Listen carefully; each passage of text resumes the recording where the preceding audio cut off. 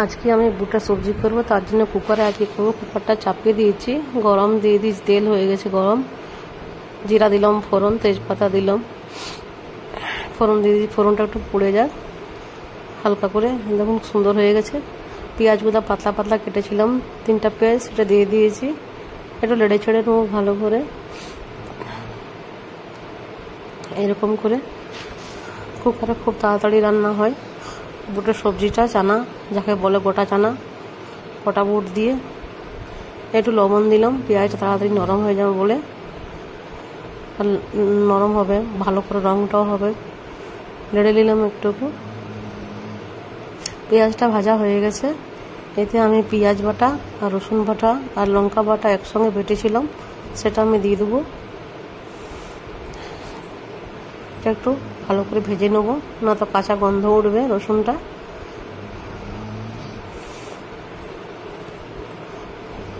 ভালো করে ভাজতে হবে। ভাজা হয়ে গেছে। এতে আমি জিরে বাটা আর আদা বাটা দিয়ে দেবো 1 চামচের মতন, বড় চামচ, আর ছোটো চামচে করে 2 চামচ। আমি ছোটো চামচ 2 চামচ দিলাম।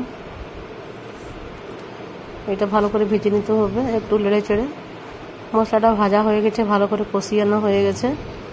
দেখুন মশলাটা কষানো হয়ে গেছে একদম, খুব সুন্দর তেল ছেড়ে দিয়েছে একদম।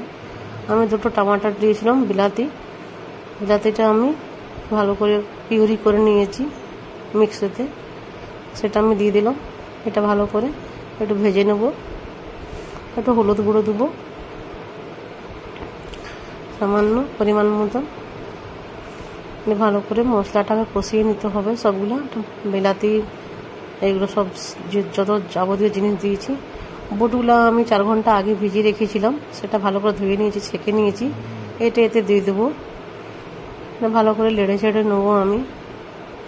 এরকম করে আমি চানা মশলা একটু সামান্য দেবো, যেহেতু চানা সবজি করছি, সামান্য দিলাম। কষি নিলাম মশলাটা। আগে তো সব মশলাগুলো হয়ে গেছে। 2টো গোটা আলু সিদ্ধ করেছিলাম, সেটা দিয়ে দেবো এতে। তাহলে গ্রেভিটা খুব ভালো হবে খেতে, সুস্বাদু হবে খেতে। রুটি দিয়ে, ভাত দিয়ে, পরোটা দিয়ে, লুচি দিয়ে খেতে পারেন আপনারা।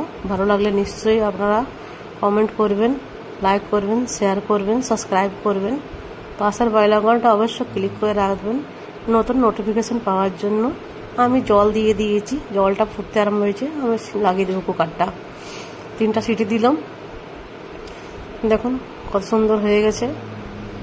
বুটটা তাড়াতাড়ি সিদ্ধ হয়ে যাবে, ওই জন্য 3টা সিটি দিয়েছিলাম। 2-3টে যেমন লাগে। দেখুন পরিবেশন করছি, কত সুন্দর হয়েছে দেখুন।